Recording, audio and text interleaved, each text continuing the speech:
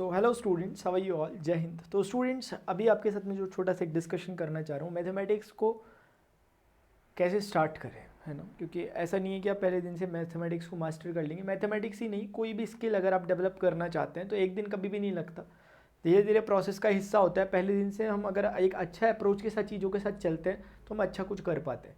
तो डायरेक्शन अगर हमारा सही है और अगर हम हार्ड वर्क कर रहे हैं तो डेफिनेटली हमें रास्ता मिलेगा।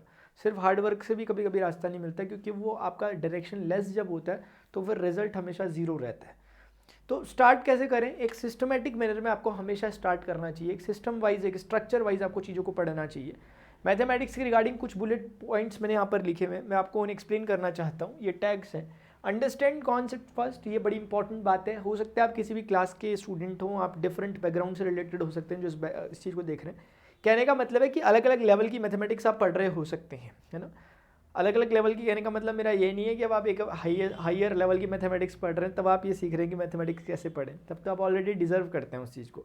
लेकिन अगर आप किसी एग्जामिनेशन के लिए मैथमेटिक्स की रिक्वायरमेंट हो रही है, आप चाहते हैं कि यार मेरा इससे टच नहीं है या मेरा टच है भी, मेरा बैकग्राउंड है भी मैथमेटिक्स का, मैं 12th का 11th का स्टूडेंट हूँ, 10th में स्टूडेंट हूँ मैथ्स का, लेकिन फिर भी वो बात नहीं आ रही मैथमेटिक्स में, तो कुछ बातें थोड़ा ध्यान से सुने। सबसे पहली बात जो लिखी हुई है, अंडरस्टैंड कॉन्सेप्ट फर्स्ट। गलती हमेशा हमसे यही होती है, हम सीधे क्वेश्चन से स्टार्ट करते हैं। ये कभी मत करना प्लीज़। करा मैंने भी था अपने टाइम पे, लेकिन अब मुझे समझ में आता है कि वैसे में क्लैरिटी नहीं आती है। धीरे धीरे जब हम चीज़ों को पीछे से पढ़ते हैं हमें लगता है अरे ये तो सारी सारी बहुत ईजी बातें बोल रहे हैं, और वो सारी ईजी बातें मिलकर ही एक कॉन्सेप्ट का निर्माण हो जाता है वहीं पर। इसीलिए हमें सबसे पहले स्टार्ट करना चाहिए कॉन्सेप्ट से। कॉन्सेप्ट का मतलब कि चैप्टर जो भी आप पढ़ रहे होते हैं, आप देखते होंगे चैप्टर के आगे पे शुरुआत में इंट्रोडक्शन बहुत कुछ बताया जाता है, वो ज़रूरी पढ़ना चाहिए आपको।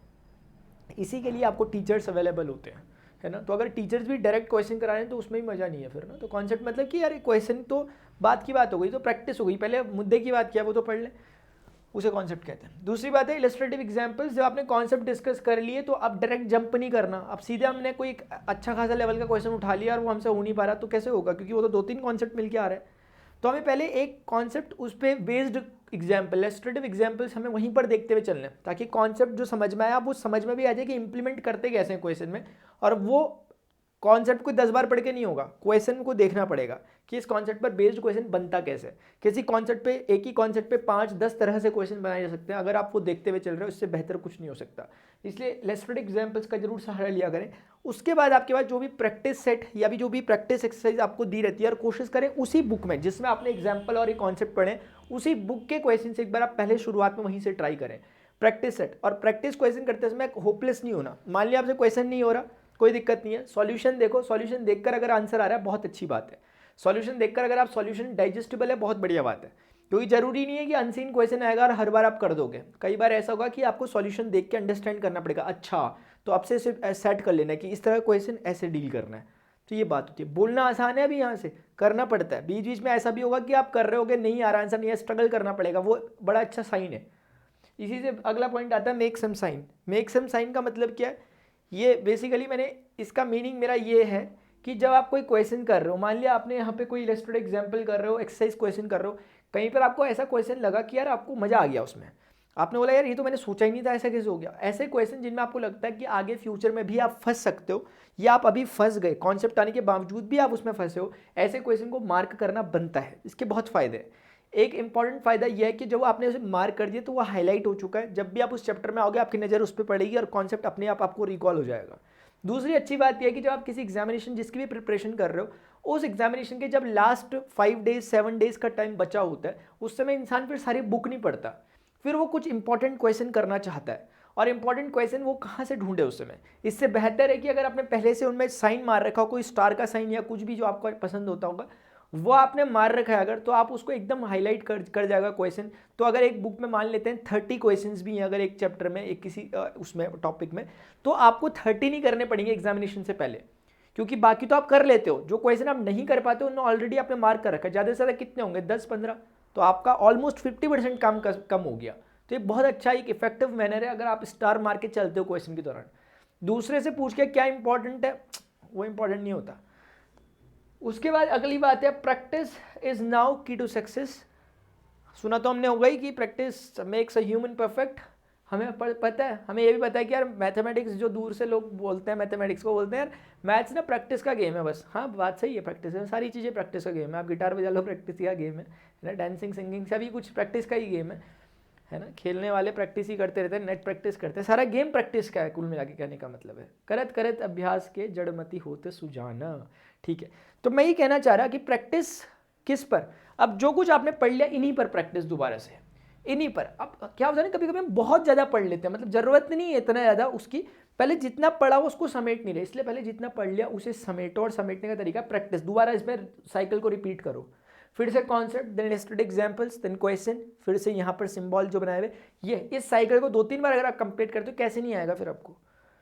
और होपलेस नहीं होना बीच में रास्ते में, क्योंकि क्या होता है कि कभी कभी कोई टॉपिक ना आपके कोई पीछे बैकग्राउंड बने होंगे बेस के, मान लिया आप जो भी क्लास में पढ़ते हो उस क्लास से पहले वो चीज़ें पढ़ाई गई होंगी, आपको नहीं आती थी, तो एकदम से मतलब वो मत हो जाना कि यार मुझे नहीं आ रहा, कोई बात नहीं, वहाँ पर पेशेंस बनाए रखना और कोशिश करना कि चलो अभी सीखते हैं ऐसे। आप देखोगे कि सबसे अच्छी और सबसे ख़राब दोनों एक ही बातें होती हैं इन चीज़ों में, वो क्या कि चीज़ें लिंक करती हैं, ये अच्छी बात भी है और बुरी बात भी है। अच्छी बात उनके लिए जिन्होंने एक बार समझ लिया तो आगे चलते रहेंगे तो उन्हें सब समझ में आता रहेगा, बुरी बात इसलिए कि अगर ये नहीं समझा तो आगे वाला आ नहीं सकता। तो बेहतर यही है कि आप चीज़ों को एक बार स्क्रैच से बेसिक से उठाएं, जैसे कि मैं पढ़ा रहा हूँ, जैसे एनडीए मैथमेटिक्स को मैं पढ़ा रहा हूँ अभी, और लास्ट बात है डोंट बी कॉम्प्रोमाइज मतलब don't be compromise with the questions with the situations.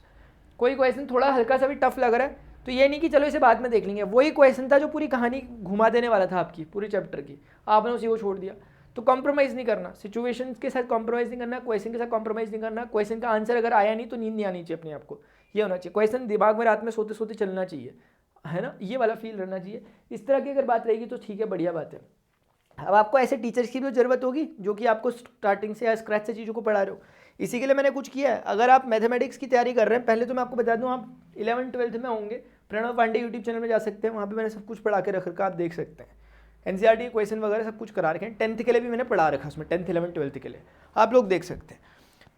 उसके बाद मैं अभी जो मेरी लाइव क्लासेस चलती हैं ये मेरी चलती हैं अनअकैडमी में, अनअकैडमी लर्निंग ऐप में, अनअकैडमी में एज एजुकेटर पढ़ाता हूँ, और मैं वहाँ पर डिफेंस कैटेगरी यानी कि एनडीए के लिए पढ़ा रहा हूँ, और एनडीए में स्क्रैच से चीज़ें पढ़ा रहा हूँ। ये फिलहाल अभी आइकॉनिक ऑफर है एनडीए का, जिसमें 12 मंथ का सब्सक्रिप्शन अगर कोई लेना चाहता है तो उसे 1 साल का एसएसबी सब्सक्रिप्शन फ्री मिल रहा, ये बहुत लिमिटेड टाइम तक है, देख लेना कब तक है। बाकी जो इंपॉर्टेंट बात है, कभी क्वेश्चन करते समय बाई चांस आप स्टक कर रहे हो, जो मैंने अभी रास्ते में बताया था, तो क्वेश्चन करते समय आपको अब आंसर नहीं मिल रहा, हो सकता है आपके पास जो बुक है उसमें सिर्फ आंसर लिख रखा ABCD, सॉल्यूशन नहीं दे रखा, आपको समझ में नहीं आ रहा, तो एक काम कर सकते हो, अनअकैडमी का आस्क का डाउट फीचर है जो कि एक फ्री प्रोडक्ट है, आपको इसे यूज़ करना चाहिए। इसमें अपनी स्नैप को आपका जो भी क्वेश्चन है उसे लें और उसे क्रॉप करके भेजें, आपको विद इन 1 और 2 मिनट्स में आपको एक वीडियो सोल्यूशन की फॉर्मेट में उस क्वेश्चन का आंसर मिलेगा, जो एक अच्छा फीचर है। इसका फ़ायदा आप उठा सकते हैं, कभी अगर आपको ट्यूटर अवेलेबल नहीं हो पा रहे या फिर कुछ ऐसी बातें हो जा रही हैं जब आप अकेले से फंस गए हो, इसका फ़ायदा उठा सकते हैं आप। बाकी ये मेरा स्ट्रक्चर है जो मैं पढ़ा रहा हूँ आजकल चीज़ें। सबसे पहली बात, अनअकैडमी एक वॉरियर यूट्यूब चैनल है, वहाँ पे 7 से 8 मेरी क्लास चली है। प्रणव पांडे यूट्यूब चैनल है, वहाँ पर ये मेरा अपना चैनल है, वहाँ पर मेरी रोज़ क्लासेस चलती हैं। अभी थोड़ा टाइम आजकल थोड़ा इधर उधर हो रखा है, इसलिए टाइम लिखा नहीं मैंने प्रणव पांडे में क्या टाइम है, बहुत जल्दी आपको पता चल जाएगा। फिलहाल अनअकैडमी वॉरियर में मैं 7 से 8 रोज़ लाइव रह रहा हूँ। प्लस में मेरी क्लास चलती है 12:30 से लेकर 2 बजे तक और 4 से 5:30 बजे तक, ये 2 क्लासेस मेरी प्लस में चल रही है अनअकैडमी प्लस में, जो प्लस स्टूडेंट्स है, जो सब्सक्राइब्ड स्टूडेंट है। बाकी वो स्टूडेंट जो सब्सक्रिप्शन अफोर्ड नहीं कर पा रहे बाई चांस किसी कारण से, उनके लिए भी मैंने एक स्ट्रक्चर बनाया है अपनी तरफ से, कोशिश तो पूरी बड़ी अच्छी सी की है, वो है स्पेशल क्लासेस में आसान बैच। आसान बैच में एनडीए मैथमेटिक्स स्टूडेंट जो कि 2022 को टारगेट कर रहे हैं और स्क्रैच से चीज़ों को पढ़ना चाहते हैं, देखो धीरे धीरे फिर लेट हो जाएगी क्योंकि ये बैच स्टार्ट हुए कुछ टाइम हो चुका है, एक सेट नाम का चैप्टर हो चुका है, रिलेशंस एंड फंक्शन ऑनगोइंग है।